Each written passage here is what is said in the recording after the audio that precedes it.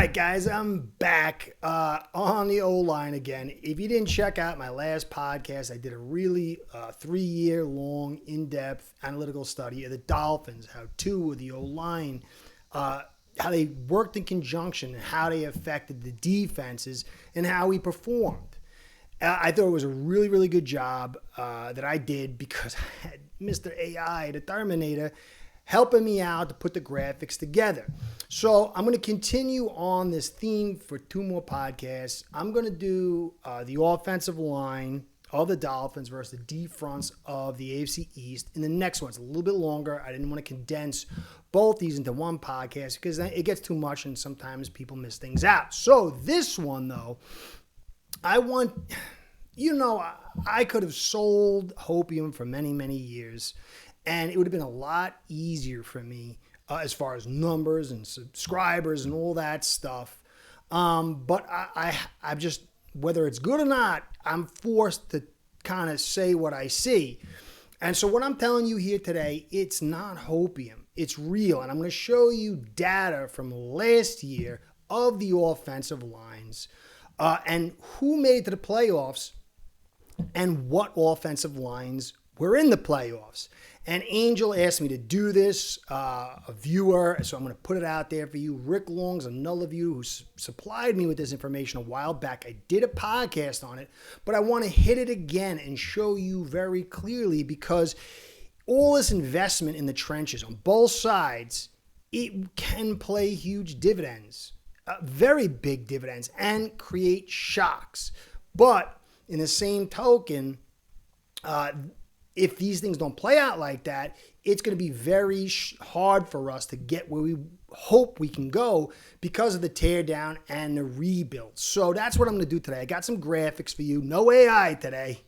I'll probably be using the AI more, but I don't need it every day. But this one, I didn't need it. So I got some good graphics. Very succinct, very clear. And I think it should, the last one didn't eliminate any doubts you had about the value of the offensive line, this one will, but it will also offer hope to those who believe we can get it done.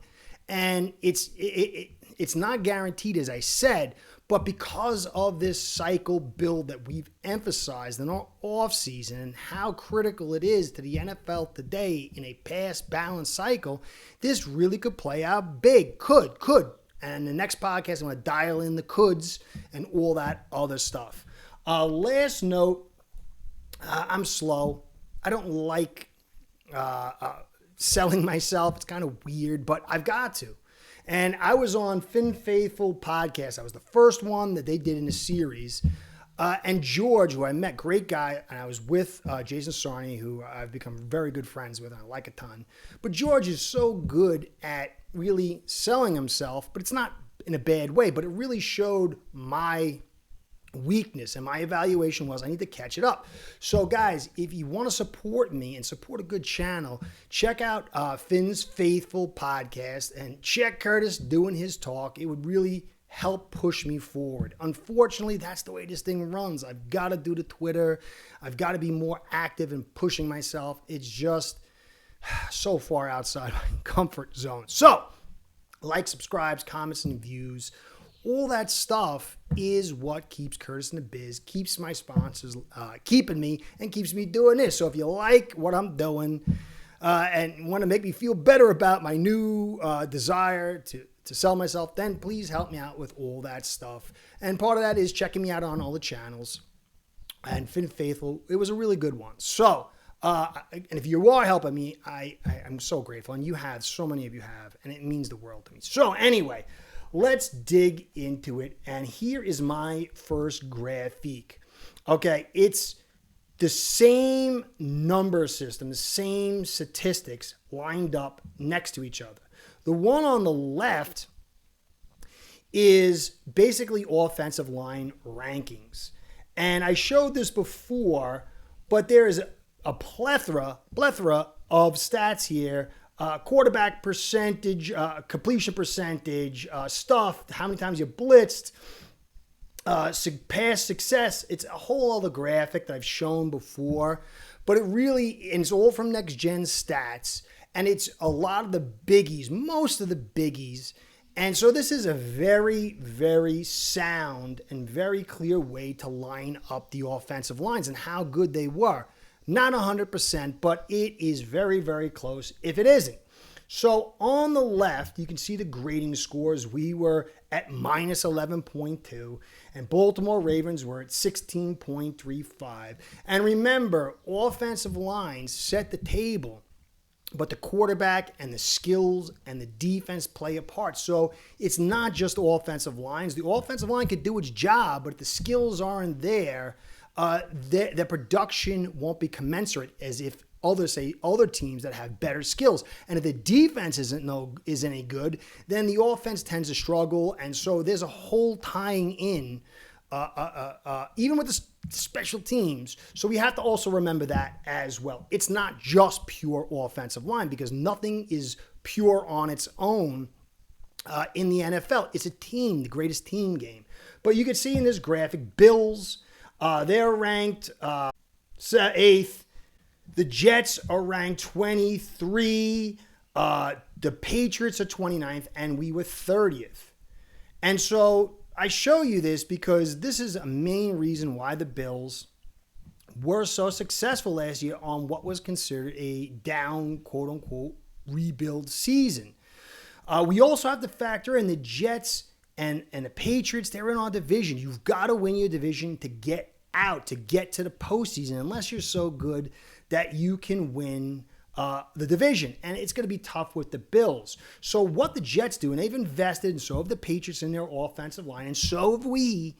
And so how these three teams have developed and grown in their offensive line, it's going to go a long way for them to make the postseason, for them to be successful.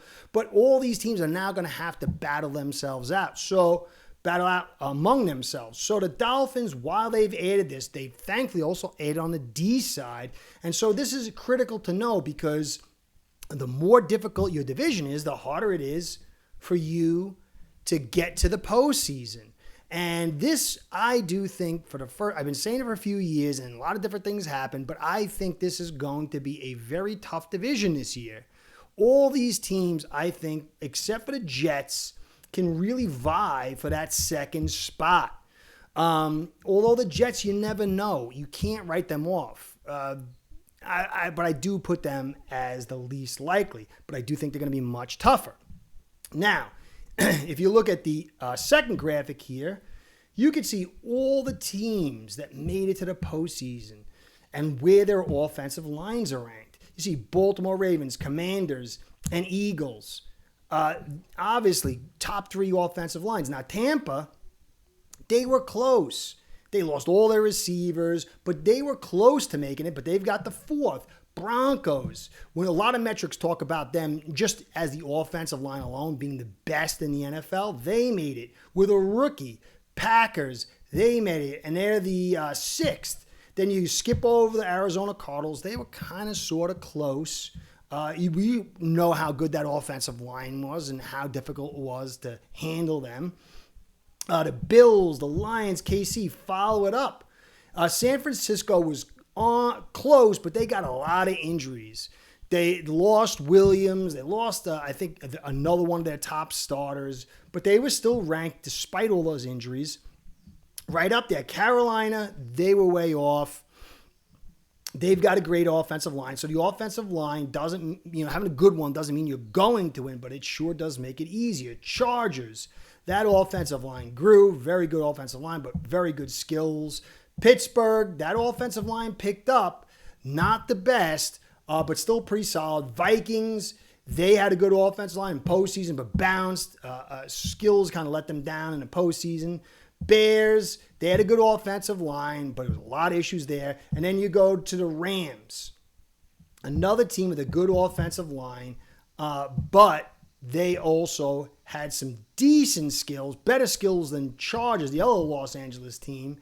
But they kind of came out cold. Still a very good offensive line. And then you go all the way down from, 17th.